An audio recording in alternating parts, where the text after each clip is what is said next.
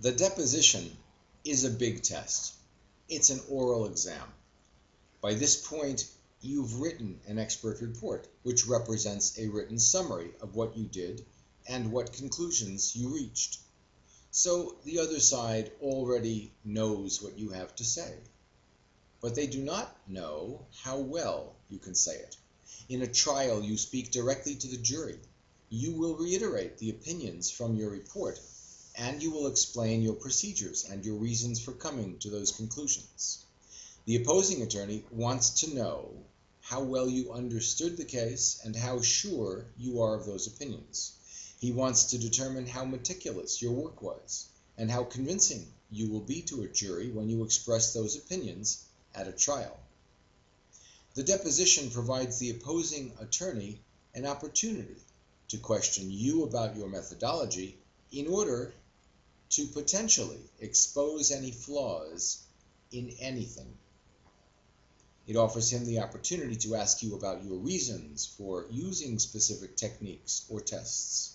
It gives him a chance to test your knowledge and experience to see whether it holds up to scrutiny. It permits him to test whether you hold up under examination. He will look at your personal and emotional responses to questions. He will look at how easily rattled you are and where your professional and personal weaknesses may be.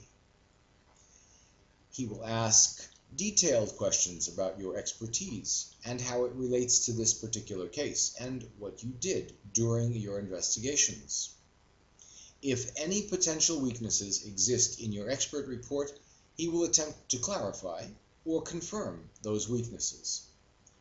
Additionally, he will ask you questions about your procedures and your methods.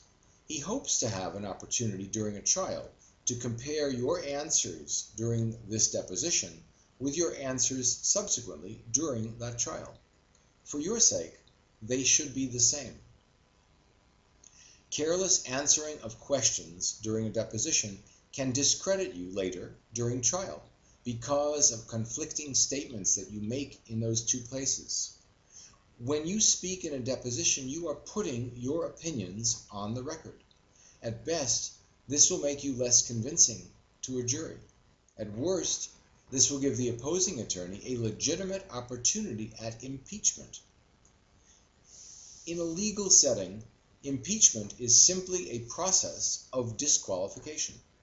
If the opposing attorney can show to the judge that your professional knowledge is lacking, or that your methodology was flawed, or that you are biased, or that your claims are unreliable because of conflicts, the judge can disqualify you as a witness. Your efforts, your research, and your opinions can be rejected and unacceptable for presentation during the trial.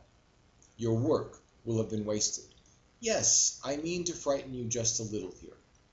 Depositions are serious business, and you are being paid well. If you have progressed this far to Lesson 8, then you are serious about wanting to be a better expert witness, whether you have ever been one or not.